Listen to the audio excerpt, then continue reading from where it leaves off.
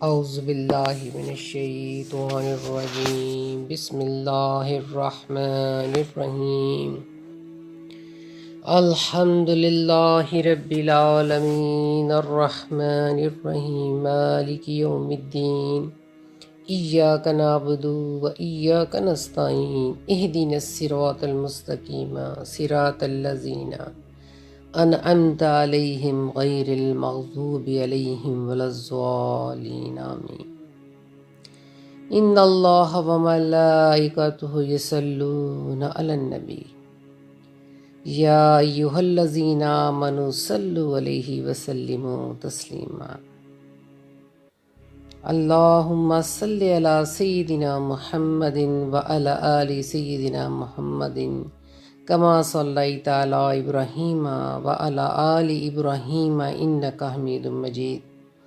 اللہم بارک علی محمد وعلی آل محمد کما بارکت علی ابراہیم وعلی آل ابراہیم انک حمید مجید۔ ربی اشرح لی صدری ویسر لی امری واحلل عقدۃ من لسانی یفقہوا قولی۔ الم نشرح لک صدرک ووضعنا عنک وزرک الذی انقض ظہرک ورفعنا لک ذکرک فإن مع العسر یسرا ان مع العسر یسرا فإذا فرغت فانصب وإلی ربک فارغب۔ میں آج اپنی بہنوں کو جو مسلسل 2 کلاسز میں پہلے بیان کر چکی ہوں کہ اللہ نور السماوات والارض، سورۃ نور کی آیت نمبر 35 کا ہی تسلسل جاری ہے، اور آج میں اس کے تیسرے لیکچر کی طرف بڑھ رہی ہوں اللہ کے فضل و کرم سے، اور یہ پوری طرح چاہتی ہوں کہ یہ میں بات باور کروا سکوں اپنی بہنوں کو کہ اللہ تعالی ہمیں اب مسلمانی سے مومن کی طرف لے جائے، اب ہمارے درجے بڑھنے شروع ہو جائیں، اور جو پیچھے ہم سے کوتاہیاں ہوتی چلی گئی ہیں وہ اللہ تعالی ہمیں معاف کر دے، اور مرنے سے پہلے ہمارا مقام ہمیں جنت میں دکھا دے، اور ہمیں ہدایت دے دے، ہمارا بازو پکڑ لے، اور ہمیں یہد اللہ لنورہ من یشاء، وہ جس کو چاہتا ہے نور کی طرف ہدایت دے دیتا ہے، اور جسے چاہتا ہے گمراہ کر دیتا ہے۔ تو اسی بات پہ میں بات شروع کر رہی ہوں، اسی سلسلے کو آگے بڑھا رہی ہوں کہ جو مومن ہوتا ہے اللہ اسے ہر طرح کی فتنے سے محفوظ کر لیتا ہے، اسے بچاتا ہے، جب اس کا چراغ لگاتا ہے، روشن کرتا ہے اس کے دل میں، تو پھر اس کی حفاظت کا ذمہ بھی لے لیتا ہے۔ اور حضور اکرم صلی اللہ علیہ وسلم فرمایا کہ 4 اوصاف مومن کے اندر کثرت سے ظاہر ہوتے ہیں۔ وہ 4 اوصاف یہ ہیں کہ اگر اللہ کی طرف سے اسے کچھ ملتا ہے تو وہ شکر ادا کرتا ہے، ہر وقت اس کی زبان پر شکر آ جاتا ہے۔ مومن کی خوبی ایک یہ بھی ہے کہ اٹھتے بیٹھتے وہ اللہ کی نعمتوں کا شکر ادا کرتا ہے، شکرانہ اس کی زبان سے جاری ہو جاتا ہے۔ کوئی چیز مل گئی تو شکر ادا کرتا ہے، اور اگر نہیں ملتا تو اس پر صبر کرتا ہے۔ یہ جو صبر کرنا ہے نا، یہ بھی ایک بہت بڑی مومن کی صفت ہے کہ وہ بے چین نہیں ہوتا کسی چیز کو حاصل کرنے کے لیے، بلکہ وہ اس پر صبر کرتا ہے، اور اس کو یوں ہی تصور کرتا ہے کہ جب اللہ چاہے گا تو مجھے عطا کر دے گا۔ جب اسے ملتا ہے تو اس پر شکر ادا کرتا ہے، اور جب نہیں ملتا تو اس پر صبر کرتا ہے، اور جب بھی وہ فیصلہ کرتا ہے تو انصاف کا کرتا ہے، اور جب کوئی بات کہتا ہے تو سچی کہتا ہے۔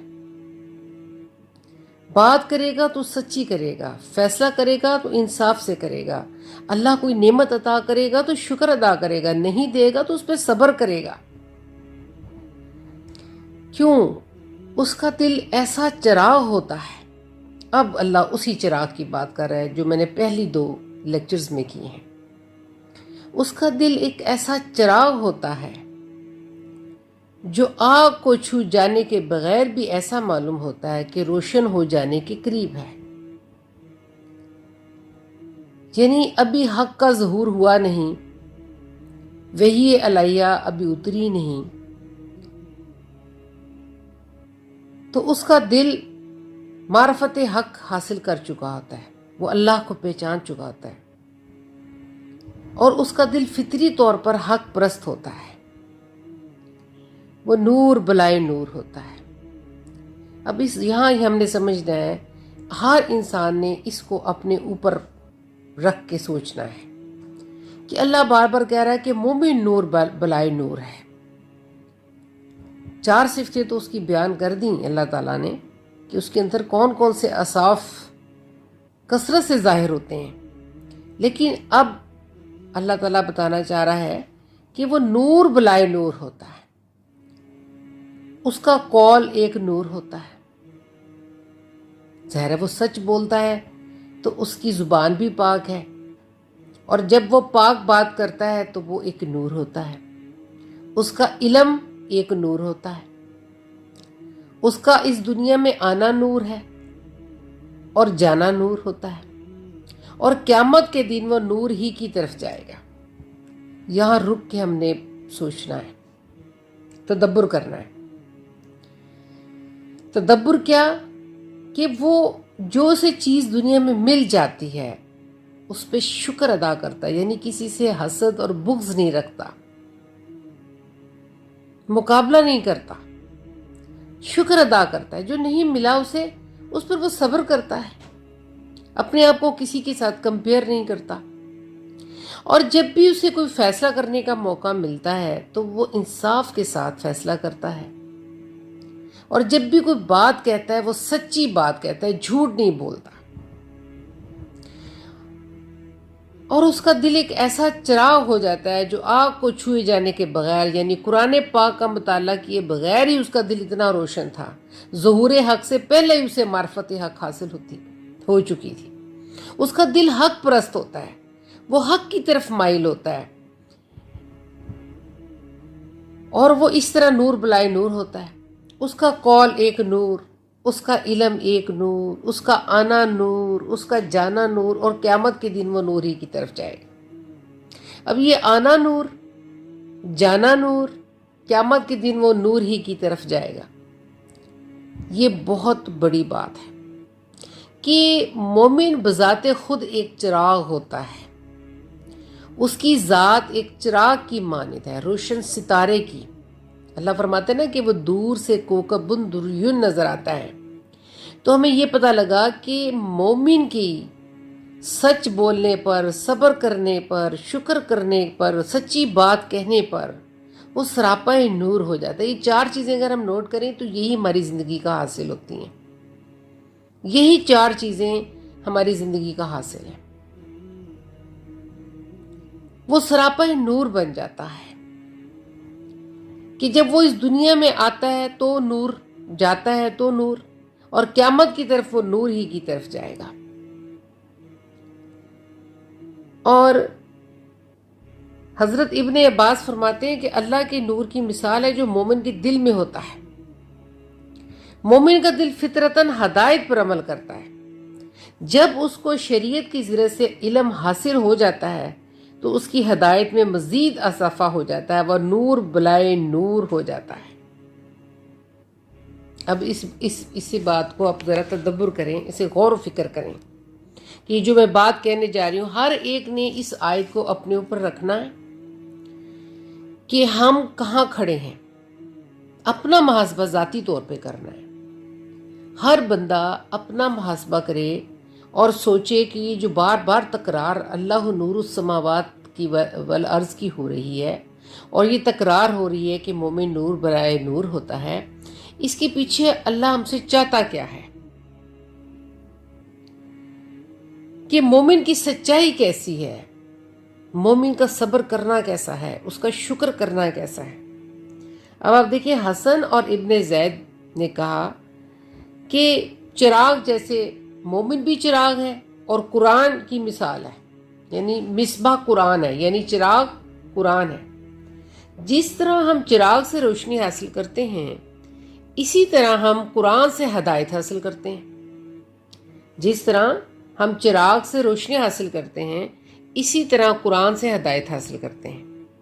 اور وہ بیان کرتے ہیں کہ جو زجاجہ ہے وہ مومن کا دل ہے، اور مشکات اس کا منہ اور زبان ہے۔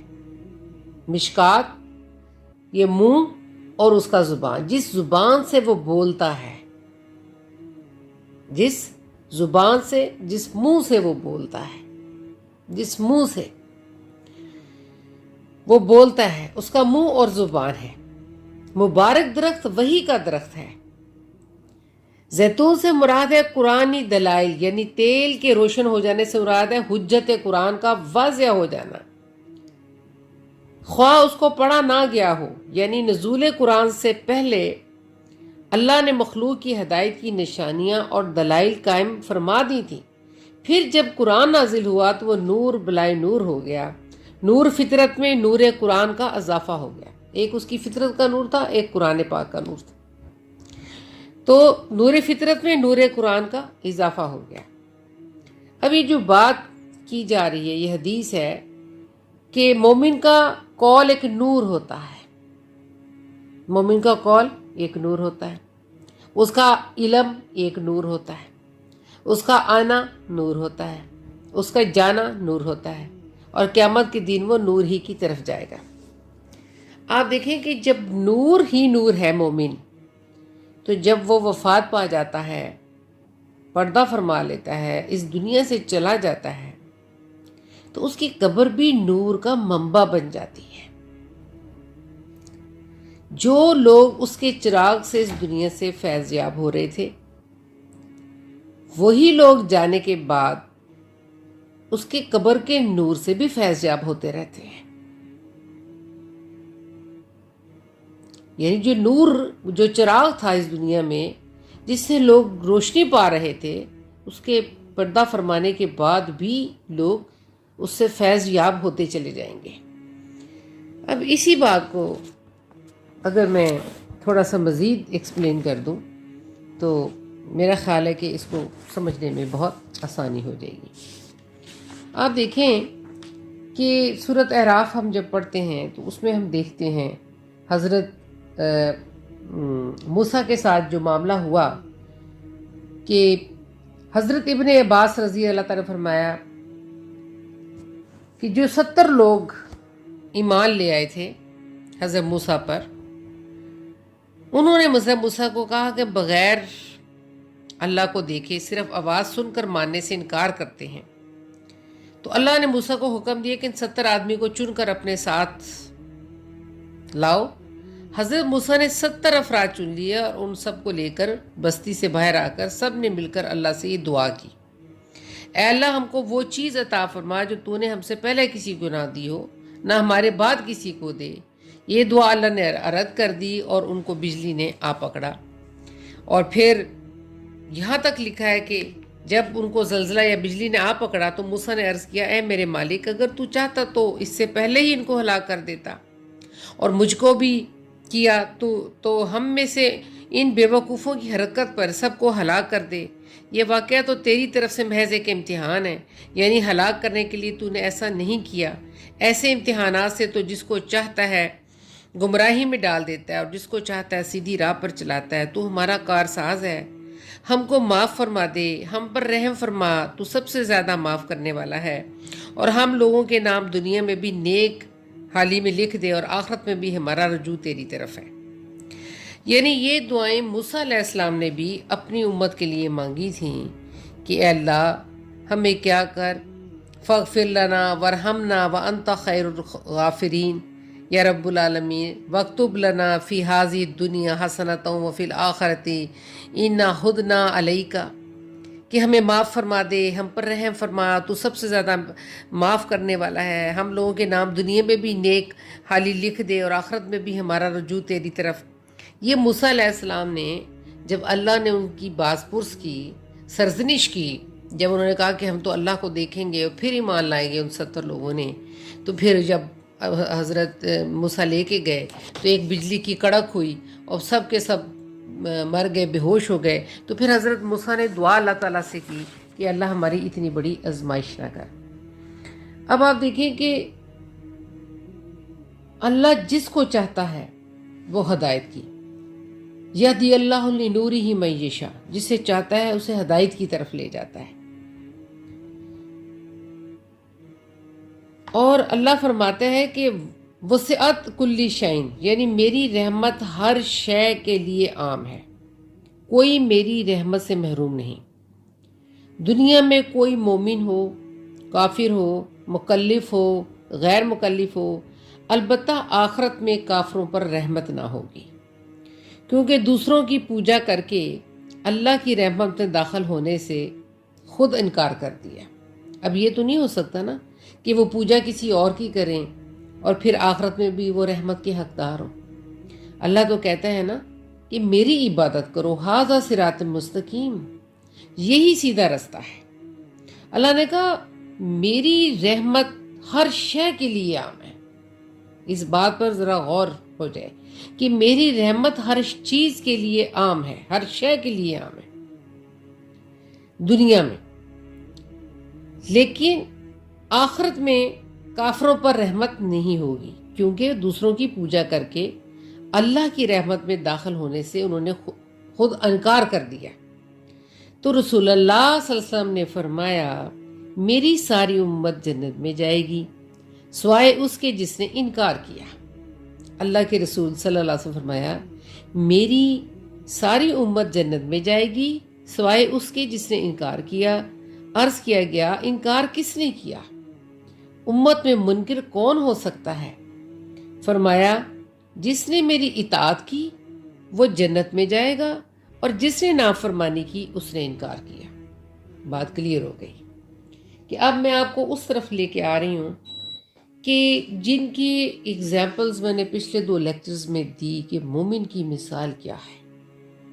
اللہ نور السماوات والارض مثل نورہ کمشکوۃ فیہا مصباح المصباح فی زجاجہ الزجاجۃ کأنہا کوکب دری یوقد من شجرۃ مبارکۃ زیتونۃ لا شرقیات ولا غربیات یقاد زیتها ویضیء ولو لم تمسسہ نار نورا علی نور، نورا علی نور، یہدی اللہ لنورہ من یشاء ویضرب الامثال للناس واللہ بکل شیء علیم۔ اب اس مقام پر اللہ نے رسول اللہ صلی اللہ علیہ وسلم کے نور کی اگزامپل جو دی، مثال دی، پھر اسی کو مومن کی مثال قرار دیا گیا، مومن کے دل کو تشبیہ دی گئی۔ اب یہاں اس پوائنٹ پر اللہ تعالیٰ فرماتا ہے کہ میری رحمت ہر شے کے لیے عام ہے، کوئی میری رحمت سے محروم نہیں، چاہے وہ مومن ہے یا کافر ہے۔ آخرت میں کافروں پر رحمت نہ ہوگی کیونکہ وہ دوسروں کی پوجا کر کے اللہ کی رحمت میں داخل ہونے سے اس نے خود انکار کیا ہے۔ تو رسول اللہ صلی اللہ علیہ وسلم فرمایا میری ساری امت جنت میں جائے گی سوائے اس کے جس نے انکار کیا۔ عرض کیا انکار کس نے کیا؟ امت میں منکر کون ہو سکتا ہے؟ فرمایا جس نے میری اطاعت کی وہ جنت میں جائے گا اور جس نے نافرمانی کی اس نے انکار کیا۔ بخاری کی حدیث میں نے آپ کو سنائی ہے۔ فرمایا کہ اللہ کی رحمت سموئے ہوئے ہے ہر چیز کو، لیکن رحمت کا وجود صرف متقیوں کے لیے ہے۔ اللہ کی رحمت اہل ایمان کے لیے وسیع ہے، ان کی وجہ سے کافروں کو بھی رزق ملتا ہے اور بلائیں دفع ہوتی ہیں، اور یہ بھی اللہ کی رحمت سے بہرہ اندوز ہوتے ہیں۔ پھر جب مومن آخرت کو سدھارے جائیں گے، یعنی آخرت انہیں ملے گی، تو رحمت خداوندی خصوصیت کے ساتھ انہی پر ہوگی۔ کافر بلا رحمت رہ جائیں گے۔ جیسے دوسروں کے چراغ کی روشنی سے کوئی شخص فائدہ اندوز ہوتا ہو اور جب چراغ والا چراغ لے جائے تو یہ نور چین محروم رہ جائے۔ اب جس کے دل میں تو چراغ روشن تھا دنیا میں، اس پر رحمت ہوگی، اور جس نے انکار کیا چراغ کا، اس کے دل میں اللہ نے چراغ نہیں جلایا، تو وہ رہ جائے گا محروم۔ اب یہیں سے جنت اور دوزخ کے فیصلے ہو رہے ہیں اس دنیا میں۔ یہاں اس پوائنٹ پہ رک کے سوچ رہے ہیں کہ جنہوں نے حضور اکرم صلی اللہ علیہ وسلم نے فرمایا انکار کیا وہی منکر ہیں، اور جنہوں نے نافرمانی کی ہی وہی انکار کرنے والے ہیں، وہ جنت میں نہ جا سکیں گے، باقی سب لوگ جنت میں جائیں گے۔ تو پتہ لگا کہ جن کے پاس چراغ موجود تھا، جن کے دلوں میں چراغ جل چکا تھا، ان کے چراغ سے تو کافر بھی روشنی پا رہے تھے، لیکن اب آخرت میں ڈیسیژن ہونا ہے کہ کون جنتی اور کون دوزخی۔ جب چراغ والے جنت کی طرف جائیں گے اور جن کے دلوں میں چراغ نہیں تھا وہ وہیں کھڑے کے کھڑے رہ جائیں گے، تو ڈیسیژن یہیں سے ہو گیا کہ جو چراغ اللہ نے ہمارے سینوں میں جلایا ہے اور جو مومن کی اگزامپل دے رہا ہے، جو ایمان کا چراغ ہمارے سینے کے اندر ہے، اور جو اوصاف اللہ نے ایک مومن کے پیدا کر دیے ہیں، اور وہ اسی پر صراط مستقیم پر چلا جاتا ہے، اور روز بروز اس کے ایمان میں ترقی ہوتی ہے، وہ بڑھتا چلا جاتا ہے، اور جب اس کے فطری نور کے ساتھ قرآن پاک کا نور شامل ہوتا ہے تو وہ نوراً علی نور کا پیکر ہوتا چلا جاتا ہے۔ تو ہمیں یہ پتہ لگا اس پوائنٹ پہ رک کر کہ ہمارا ایک نور تو فطری تھا، دوسرا نور دامن مصطفیٰ صلی اللہ علیہ وسلم کو اپنے ہاتھوں میں تھامنے کا تھا کہ ہم سیرت نبی صلی اللہ علیہ وسلم کے قریب ہو جاتے، ان کا اس دنیا میں آنے کا فائدہ اٹھاتے۔ اللہ تعالیٰ نے انہیں آخری نبی امی بنا کر بھیجا، ہم ان کی اتباع کرتے، ہم ان کی توزیر کرتے، ہم ان کی توقیر کرتے، ہم ان کی نصرت کرتے۔ اب یہیں سے یہ پوائنٹ کھل رہا ہے کہ جو چراغ ہمارے سینے میں اللہ نے جلایا اور ہمیں اتباع محمد رسول اللہ صلی اللہ علیہ وسلم عطا کیا، تو یہ کتنا لازم و ملزوم ہے کہ یہیں سے اللہ تعالیٰ ہماری جنت اور دوزخ کے فیصلے کر رہا ہے۔ اب اس چراغ کی ہمیں حفاظت کرنی ہے، اور وہ حفاظت چراغ کی کیسے ہوگی؟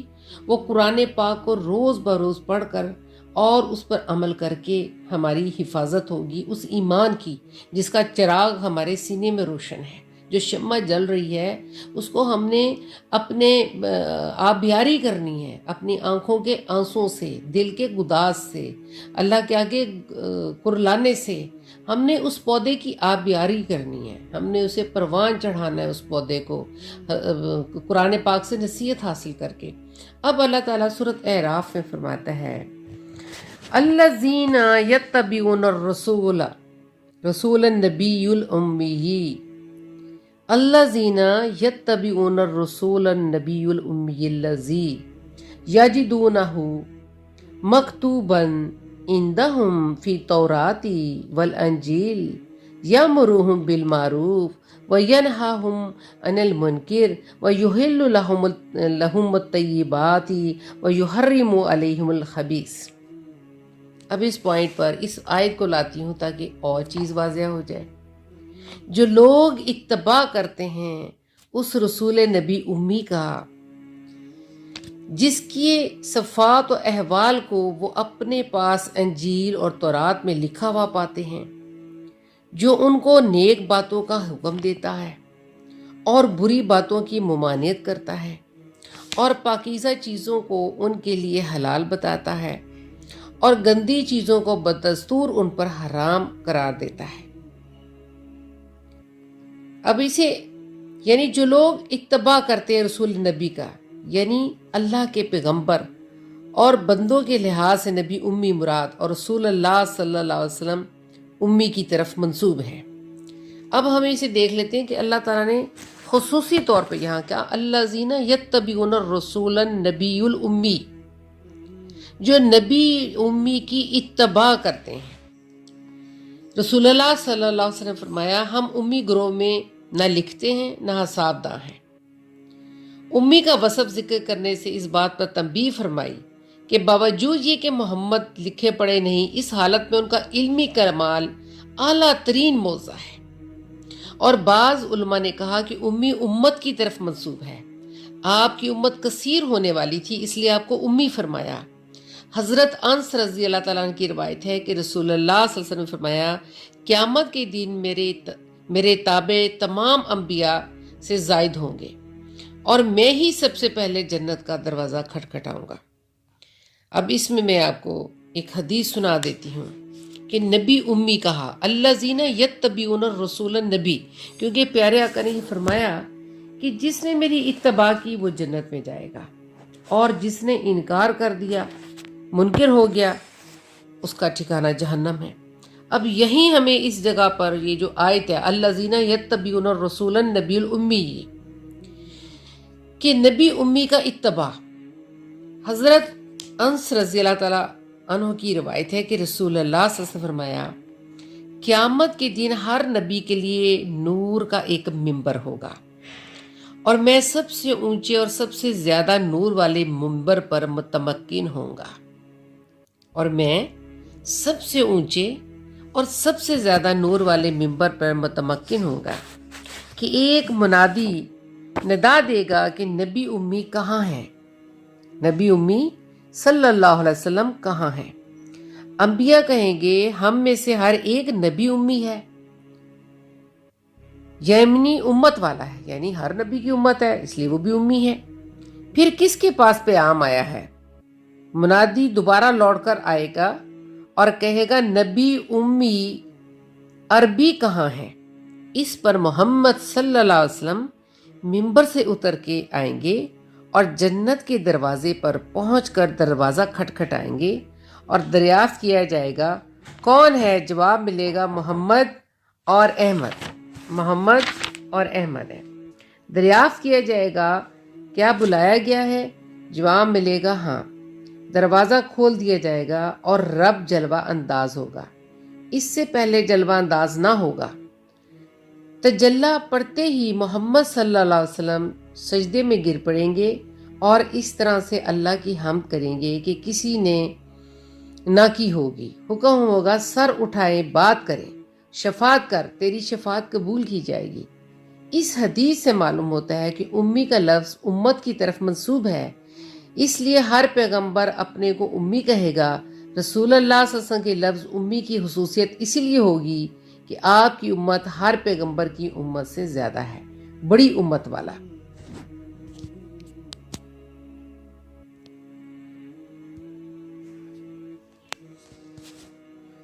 جی، حضرت انس رضی اللہ تعالیٰ عنہ کی روایت ہے کہ ایک یہودی لڑکا رسول اللہ صلی اللہ علیہ وسلم کی خدمت کیا کرتا، وہ بیمار ہو گیا، رسول اللہ اس کے پاس تشریف لے گئے، اس کا باپ اس کے سرانے تورات پڑھ رہا تھا۔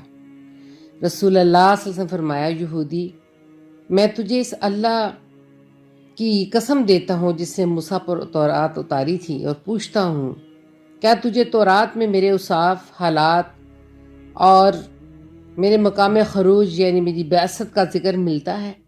یہودی نے کہا نہیں، لیکن اس لڑکے نے کہا کیوں نہیں، ضرور موجود ہے، خدا کی قسم یا رسول اللہ صلی اللہ علیہ وسلم، ہم آپ کے اوصاف، خصوصیات اور مقام خروج کا ذکر تو تورات میں پاتے ہیں، اور میں شہادت دیتا ہوں کہ اللہ کے سوا کوئی معبود نہیں، اور بلا شبہ آپ اللہ کے رسول ہیں۔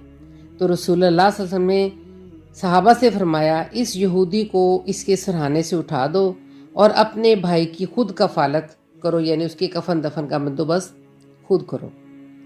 اسی طرح ایک اور حدیث میں آپ کو سناتی ہوں کہ عطا بن یسار کا بیان ہے کہ میں حضرت عبداللہ بن عمر بن عاص رضی اللہ تعالیٰ عنہ کی خدمت میں حاضر ہوا اور عرض کیا، مجھے رسول اللہ صلی اللہ علیہ وسلم کے وہ اوصاف بتائیے جس کا ذکر تورات میں بھی آیا ہے۔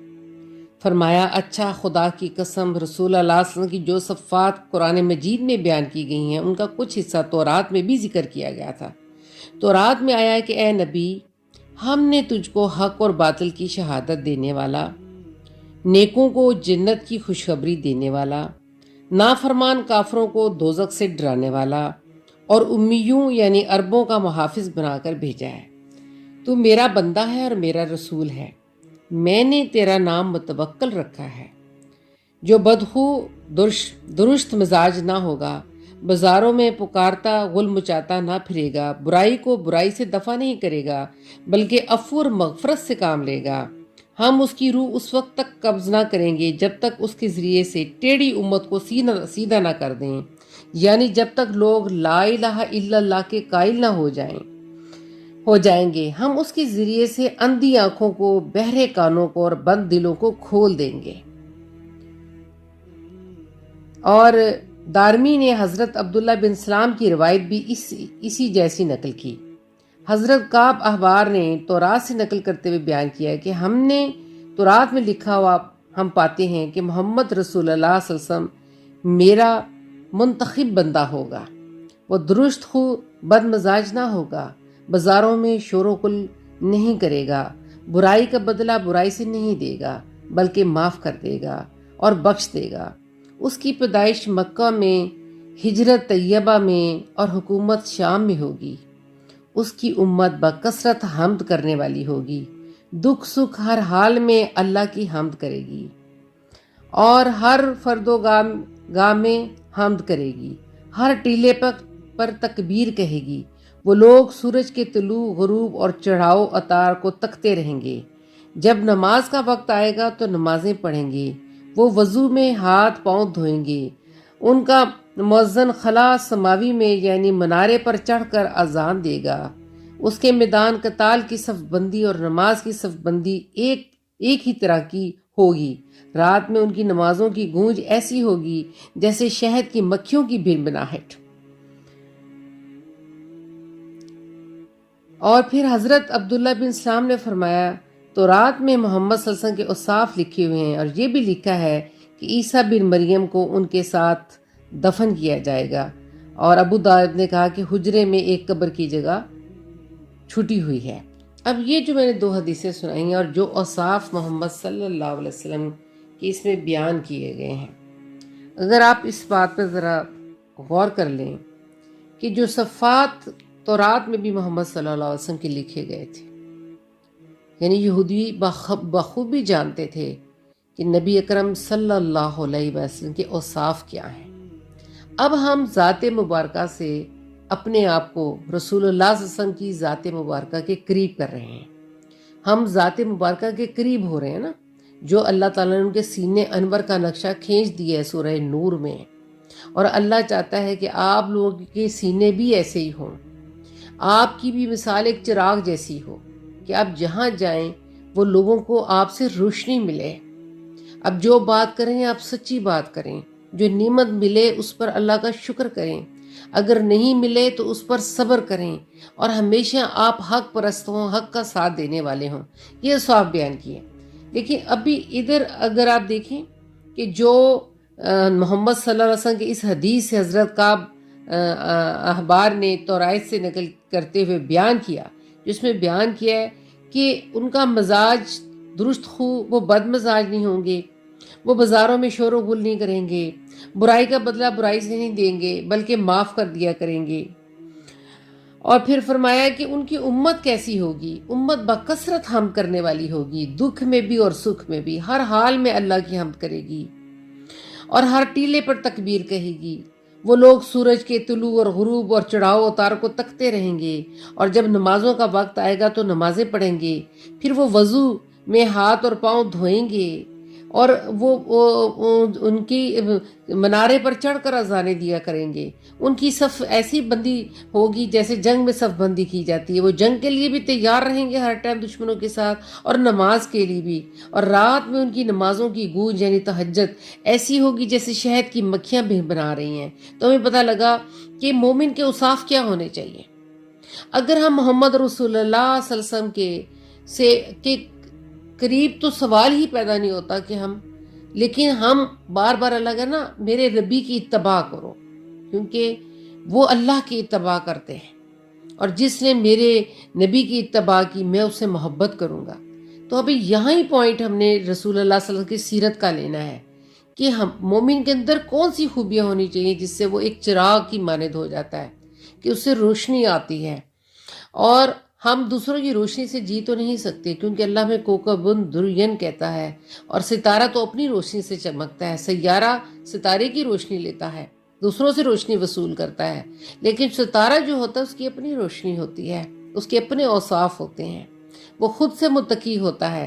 تو اللہ تعالیٰ فرماتا ہے کہ جس کے پاس اپنی ذاتی روشنی ہوگی جنت میں وہی جائے گا، جو دوسرے لوگوں کی ادھار روشنی لے کر اپنے آپ کو روشن دنیا میں کرتا پھرے گا، وہ روشن نہیں ہوگا، وہ وہیں رہ جائے گا، اس کی روشنی نہیں ہوگی، اسے جنت کا رستہ نہیں ملے گا۔ جس کی اپنی خالصتاً روشنی ہوگی، وہ سراپائے نور، نور کا مطلب ہی روشنی ہے، وہ سراپائے چراغ ہوگا، روشنی ہوگا، وہی جنت کی طرف جا سکے گا۔ اس کے لیے ہمیں اصحاف محمد مصطفیٰ صلی اللہ علیہ وسلم کی تقلید کرنی ہے، ہمیں ان کے قریب جانا ہے، اور ان صفتوں کو بار بار دہرانا ہے کہ برائی کا بدلہ برائی سے نہیں دینا، بلکہ معاف کر دینا ہے، بلکہ بخش دینا ہے، اور اذانیں دینی ہیں، تکبیریں پڑھنی ہیں، وضو کرنا ہے، نمازیں پڑھنی ہیں، سچ بات کہنی ہے، شکر کرنا ہے، صبر کرنا ہے، اور رات کی تنہائیوں میں ایسی جیسے شہد کی مکھیوں کی بنبناہٹ ہوتی ہے، اس طرح اللہ کی حمد و ثنا بیان کرنی ہے، اس طرح اللہ کے آگے سجدے کرنے ہیں خشوع و خضوع سے، اور اپنے آپ کو سراپائے نور بنانا ہے کہ ہم چلتے پھرتے یہاں بھی نور ہوں، روشنی ہو۔ اللہ نے کہا کہ مومن کا آنا نور، مومن کا جانا نور، اور وہ قیامت والے دن ہی نور کی طرف ہانکا جائے گا، نور کی طرف ہی جائے گا، وہ نور ہی کی طرف جائے گا، قیامت والے دن بھی اسی کی طرف جائے گا، اس کا قول بھی نور ہے، اس کی زبان میں بھی نور ہے۔ تو ہمیں اللہ تعالیٰ ڈیفائن کر رہا ہے اس کی مثال دے کر سورۃ نور کی آیت نمبر 35 کی، کہ مومن کی زبان، کہا زبان بھی نور ہے، اس کی منہ کے اندر جو زبان ہے وہ بھی نور ہے، اسے مشکات کہا گیا کہ وہ زبان بھی ایک نور ہے مومن کی، وہ سچی بات کہتا ہے۔ تو اب ہمیں یہاں سے پتہ لگ گیا کہ مومن کے اوصاف کیا ہونے چاہیے۔ اسی طرف میں آپ کو لے کے آ رہی ہوں کہ ان دو پہلے والے لیکچرز کا ہمیں کیا فائدہ ہوا کہ ہم نے اتنا اس پر تدبر کیا۔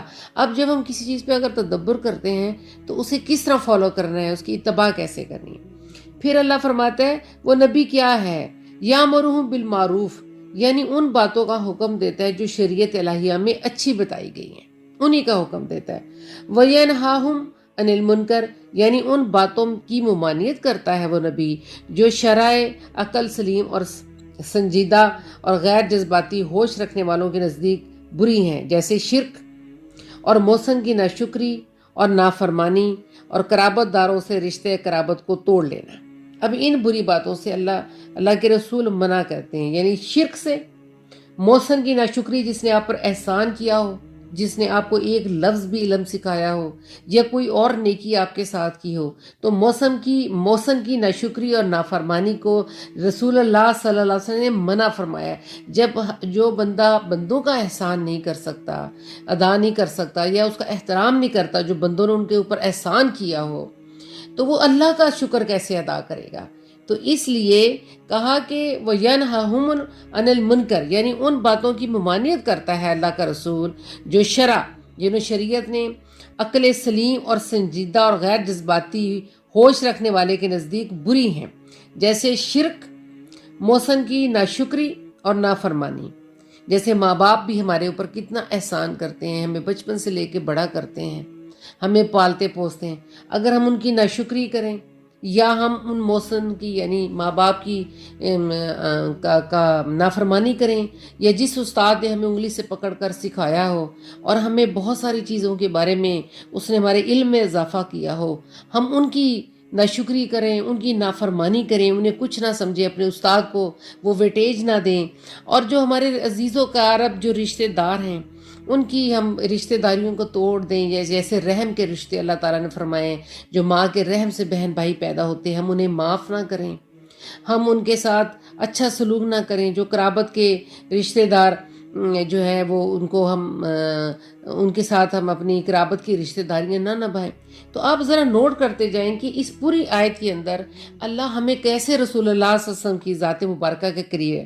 یحل لہم، اور بنی اسرائیل کے لیے حلال کرتا ہے، الطیبات، وہ پاکیزہ چیزیں جو نافرمانی کی سزا میں تورات کے اندر ان کے لیے حرام قرار دی گئی تھیں، جیسے انہوں نے اپنے اوپر چربی ان کے اوپر اور اونٹ کا گوشت، ان چیزوں کو بھی حلال کرتا ہے. کس کے لیے؟ اپنی امت کے لیے. ان کے لیے حرام تھی لیکن اپنی امت کے لیے چربی اور اونٹ کا گوشت، ان چیزوں کو بھی حلال کرتا ہے جو اہل جاہلیت نے خود اپنے اوپر حرام قرار دے رکھی تھی، جیسا وہ آپ نے پڑھا ہوگا بحیرہ، سائبہ، وسیلہ، حام، جو اونٹوں کی جو 4 اقسام کے اونٹوں کی تفصیل گزری ہے وہ انہوں نے اپنے اوپر خود ہی حرام کر لی تھی. تو اللہ کے رسول ان چیزوں کو جو انہوں نے اپنے اوپر ذاتی طور پہ حرام کر دی تھی وہ بھی رسول اللہ صلی اللہ علیہ وسلم ان کے لیے حلال کرتے ہیں. پھر آگے دیکھیں وَيُحَرِّمُ عَلَيْهِمُ الْخَبِيثَ، اور گندی چیزوں کو ان کے لیے حرام کرتا ہے، جیسے خون، شراب، خنزیر، مردار، سود اور رشوت. اب آپ دیکھیں کہ پوری اس آیت کے اندر ہمارا دین آ گیا ہے. وَيُحَرِّمُ عَلَيْهِمُ الْخَبِيثَ، اور گندی چیزوں کو ان کے لیے حرام کرتا ہے، جیسے خون، شراب، خنزیر. جیسے خون ان کے ہمارے لیے حرام ہے، شراب اور خنزیر، مردار کا گوشت کھانا، سود لینا اور پھر رشوت لینا. یہ ساری چیزیں ایک مومن کے لیے حرام ہیں. ایک متقی کے لیے یہ تمام چیزیں اللہ تعالیٰ نے حرام قرار دی ہیں. اور پھر آگے فرمایا وَيَصْنَعُ عَنْهُمُ الْإِصْرَاهُمْ وَالْأَغْلَالَ الَّتِي كَانَتْ عَلَيْهِمْ، اور ان پر جو بوجھ اور توق تھے ان کو دور کرتا ہے، یعنی اتار پھینکتا ہے. بوجھ کس چیز کے تھے؟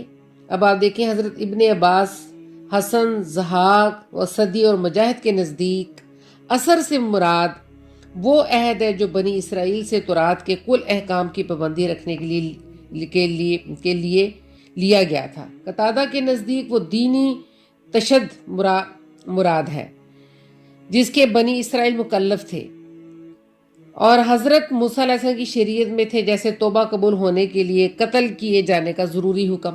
ان کی توبہ جب تک اللہ تعالیٰ نے کہا ان کو قتل نہ کرو گے تمہاری توبہ قبول نہیں ہوگی. اور جس اعضاء سے گناہ کیا ہوتا تھا کہا اس اعضاء کو کٹواؤ. گناہ کرنے والے عضو کو کاٹ ڈالنے کا حکم. کپڑے پہ نجاست لگ جاتی تھی تو اس کو کینچی سے قطع کر دینے کا حکم. قتل عمدن ہو یا خطاً، بہرحال قصاص کا وجوبی حکم اور خون بہا لینے دینے کی ممانعت. اور پھر ہفتے کے دن کوئی دنیاوی کام نہ کرنے کا حکم، گرجا کے علاوہ کہیں اور کسی جگہ نماز کی ادائیگی نہ ہونے کا حکم. یہ اس طرح کے دوسرے سخت احکامات تھے جو توق کی طرح یہودیوں کی گردنوں میں پڑے تھے. وہ اللہ کے رسول صلی اللہ علیہ وسلم کے آنے سے وہ تمام کے تمام بوجھ اتار دیے گئے. وہ بوجھ جو انہوں نے اپنے اوپر مشکل کیے ہوئے تھے، یہودیوں نے اپنے دین میں کا حصہ بنا لیے تھے رسول اللہ صلی اللہ علیہ وسلم کے آنے سے. جس طرح اللہ تعالیٰ ان کی سرزنش کرتا تھا اور ان کی آزمائش کرتا تھا اور کہتا تھا کہ توبہ تمہاری تب قبول ہوگی جب تم ان کو قتل کرو گے، اور گناہ جس ہاتھ سے کیا اس کو کاٹو، جس کپڑے پہ نجاست لگی اسے کینچی. اس طرح کی سختیوں کو اللہ تعالیٰ نے حضور اکرم صلی اللہ علیہ وسلم کے ذریعے تمام سختیاں جو ہے وہ دور ہو گئی، اور ان پر جو بوجھ اور توق تھے ان کو دور کرتا ہے. وہ نبی امی کون ہے؟ جو ان پر بوجھ اور توق تھے ان کو دور کرتا ہے، یعنی انہیں اتار پھینکتا ہے. اور پھر اسی کے ساتھ ہی اب یہ جو جس ڈیٹیل کی طرف میں بڑھتی چلی گئی ہوں اور میں بتا رہی ہوں کہ اگر آپ ہر انسان یہ سوچے کہ اگر وہ یعنی ان ساری چیزوں سے خوف زدہ تو نہیں ہونا، ظاہر اس خوف سے ہم باہر آئیں گے تو ہم ایک بہت اچھی انسان بن جائیں گے. یعنی جیسے انسان سوچ لے کہ میں نے جھوٹ نہیں بولنا، میں نے ہر حال میں اللہ کا شکر ادا کرنا ہے، جو چیز مل گئی ہے اس پر شکر ادا کرنا ہے، جو نہیں ملی اس پر میں نے صبر کرنا ہے، کمپیریزن نہیں کرنا، اپنے آپ کو کسی کے ساتھ کمپیئر نہیں کرنا، مقابلے بازی میں نہیں اتارنا. پھر دیکھیں احترام سکھایا گیا کہ میں نے اپنے محسن کی ناشکری اور نافرمانی نہیں کرنی. اس میں پیرنٹس بھی آتے ہیں، استاد بھی آتے ہیں، دوست احباب بھی آتے ہیں، اور قرابت داروں سے میں نے رشتہ نہیں توڑنا. قرآن نے اس کی بار بار ممانعت کی ہے کہ اپنے قریب کے رشتہ داروں کے ساتھ رشتے ناطے نہ توڑے جائیں. اور پھر جس چیز کو اللہ نے حلال کیا ہے اس کو حلال جاننا ہے ہمارے قرآن پاک میں، جسے حرام قرار دیے گیا اس کو حرام ہی جاننا ہے۔ یہی اسی کو متقی کہتے ہیں، پرہیزگار کو، کہ پرہیزگاری اختیار کرنی ہے کہ کون کون سے معاملات جن کو ہمیں حلال قرار دیا گیا ہے۔ سورۃ مائدہ کھول کے پڑھ لیں، سورۃ انعام کھول کے پڑھ لیں، تو یہ قرآن ہی ہے۔ جب تک اس قرآن کو پڑھیں گے نہیں تو ہم نور کہاں سے حاصل کریں گے؟ ایک نور فطری ہے اور ایک نور بار بار اللہ کہہ رہا ہے قرآن سے حاصل کرنا ہے، دوسرا نور ہم نے قرآن پاک۔ پھر ذات محمد مصطفیٰ صلی اللہ علیہ وسلم کے قریب تر ہونا ہے کہ ان کے حساب دیکھیں، میں نے 2 حدیثیں پڑھی ہیں، اس کے اندر ان کی کتاب میں بھی یعنی تورات میں بھی رسول اللہ صلی اللہ علیہ وسلم کی اوصاف لکھے گئے، اس کے علاوہ بے شمار اوصاف جو ہمیں رسول اللہ صلی اللہ علیہ وسلم کی حدیثوں سے اور قرآن پاک سے ملتے ہیں۔ لیکن ان 2 حدیثوں کے اندر جو چیزیں آ رہی ہیں، میں چاہتی ہوں کہ ہم ان کے قریب تر ہو جائیں، اور اس کے بعد جب ہمارا شروع کام ہو جائے تو پھر پورا قرآن کے اندر ہم آ جائیں گے، وہ جو احکامات اللہ تعالیٰ نے ہمیں دیے ہیں اس پہ پورے اتریں گے۔ اور اس کے بعد دیکھیں، سارے احکام کرنے کے بعد بھی حضور اکرم صلی اللہ علیہ وسلم کی جو امت کو ایک عرش کے خزانے سے نکال کر دعا دی گئی، دعا کیا تھی؟ وہ عرش کے خزانوں سے نکلی تھی۔ نبی اکرم صلی اللہ علیہ وسلم فرمایا کہ اللہ نے خاص میری امت کو عطا کی، ربنا لا تؤاخذنا ان نسینا او اخطانا، ربنا ولا تحمل علینا اسرا کما حملتہ علی الذین من قبلنا۔ یہ وہی بوجھ، اللہ وہ بوجھ تو ہم پہ نہ ڈالنا جو تو نے پہلی امتوں پہ ڈالے تھے، جس بوجھ کا بھی میں نے ذکر کیا کہ ان پر کون کون سے بوجھ تھے۔ ابھی میں نے کہا کہ وہ جو بوجھ ان کے اوپر تھے وہ نبی امی نے آ کر ختم کر دیے، امت محمد صلی اللہ علیہ وسلم پہ وہ اللہ نے ختم کر دیے جو بوجھ اس امت پہ ڈالے تھے۔ ربنا لا تؤاخذنا ان نسینا واخطانا ربنا ولا تحمل علینا اسرا کما حملتہ علی الذین من قبلنا، پھر ربنا ولا تحملنا ما لا طاقت لنا بہ، ہم پہ وہ بوجھ نہ ڈالنا جس سے ہمارے کندھے سہار نہ سکے، ہماری ہمت سے زیادہ ہم پہ بوجھ نہ ڈالنا۔ ربنا ولا تحمل علینا اسرا کما حملتہ علی الذین من قبلنا، اور پھر کہا ربنا ولا تحملنا ما لا طاقت لنا بہ، کیا کر واعف عنا واغفر لنا وارحمنا انت مولانا فانصرنا علی القوم الکافرین، آمین۔ ساتھ یہ عرش کے خزانوں سے کہا کہ اس طرح تم میرے حبیب کے قریب آ جاؤ، محمد رسول اللہ صلی اللہ علیہ وسلم کے سینے انور سے روشنی حاصل کرو، جنہیں میں نے نوراً علی نور کر دیا ہے، ہر قسم کے نور السماوات والارض ان کے سینے انور میں بھر دیے ہیں، اور ان کے اوپر سے وہ بوجھ اٹھا لیا ہے جو ان کی کمر توڑے جا رہا تھا، اور جہاں میرا نام آئے گا وہیں حبیب کا نام آئے گا، ورفان اللہ کا ذکر کر دیا گیا ہے۔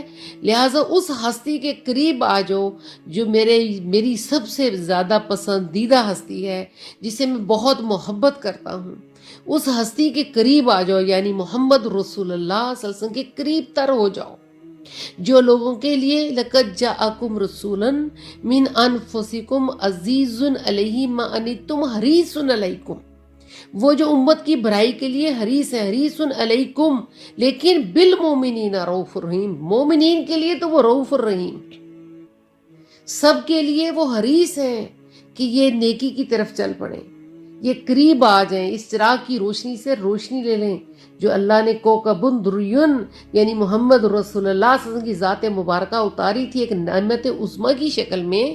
اللہ کے رسول چاہتے ہیں یہ قریب ہو جائیں، اللہ چاہتا ہے یہ میرے قریب ہو جائیں۔ حریص علیکم بالمؤمنین رؤوف الرحیم، مومنین کے لیے تو وہ رؤوف الرحیم ہے۔ اے نبی فَإِن تَوَلَّوْا فَقُلْ حَسْبِيَ اللَّهُ لَا الَّهَ إِلَّا هُوَ عَلَيْهِ تَوَكَّلْتُ وَهُوَ رَبُّ الْعَرْشِ الْعَظِيمِ۔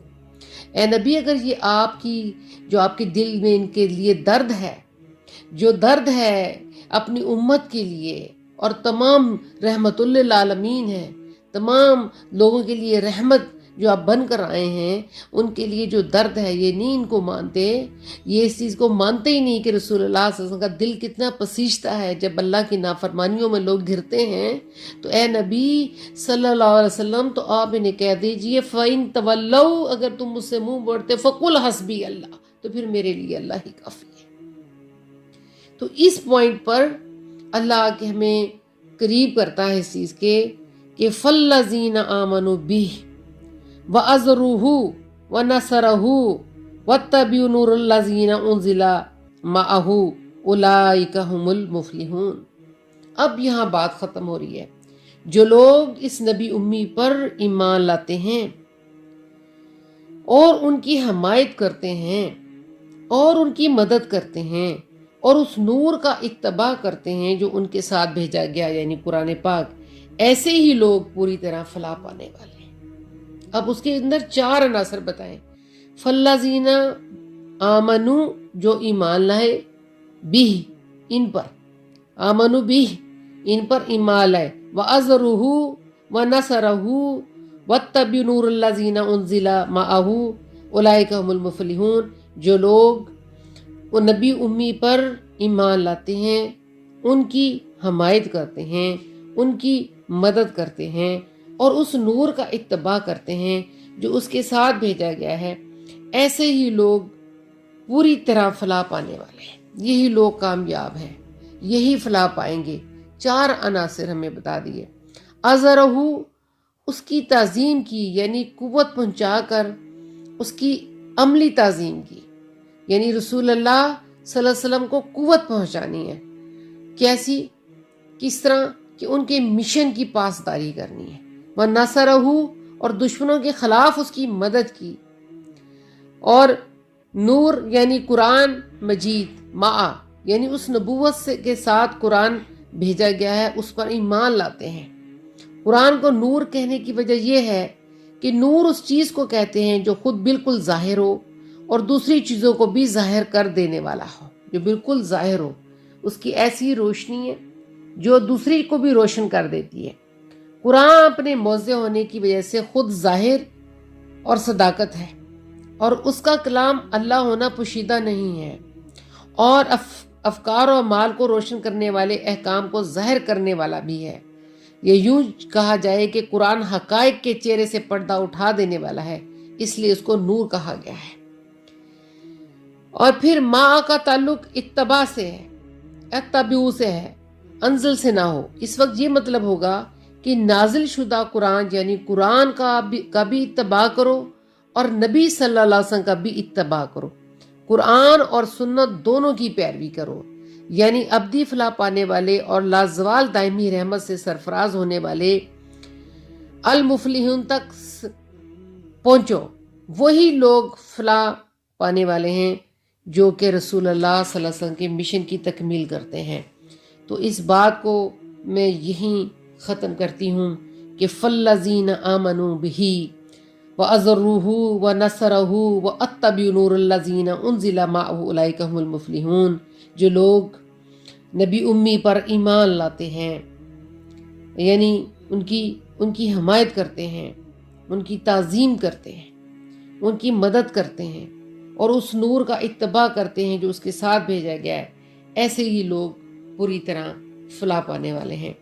تو میں بہنوں سے یہی کہنا چاہتی ہوں کہ سورۃ اعراف میں جو ہمیں میسج ملا اور پورے قرآن میں یہ ہمیں میسج ملتا ہے اور ملتا چلا جا رہا ہے کہ ہمیں اپنے آپ کا سدھار کیسے کرنا ہے۔ میں نے جن اوصاف کے بارے میں ذکر کیا ہے نبی اکرم صلی اللہ علیہ وسلم کے، وہ اوصاف جو کہ تورات میں بھی موجود تھے، اور اللہ تعالیٰ نے موسیٰ نے اللہ تعالیٰ سے یہ گزارش کی تھی کہ اللہ مجھے نبی کی امت کا امتی بنا دے، یعنی کہ ہم اتنے خوش نصیب لوگ ہیں کہ اللہ تعالیٰ ہمیں نبی اکرم صلی اللہ علیہ وسلم کے صدقے میں جس نبی امی کے ہم امتی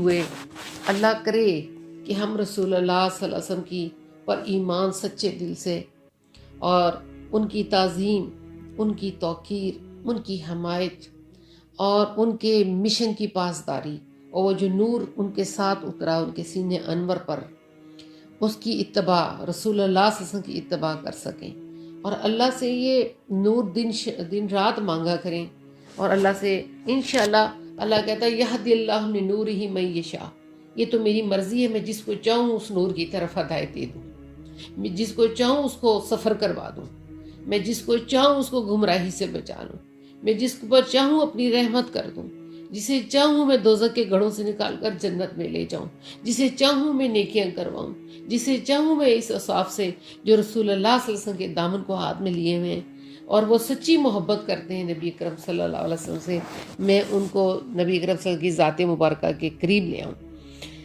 اور میں اس بات پہ اس کو ختم کر رہی ہوں کہ اللہ تعالیٰ نے نبی اکرم صلی اللہ علیہ وسلم فرمایا کہ اے نبی، اگر آپ منافقوں کے لیے 70 مرتبہ بھی دعائے مغفرت کریں گے تو میں یہ دعا قبول نہیں کروں گا۔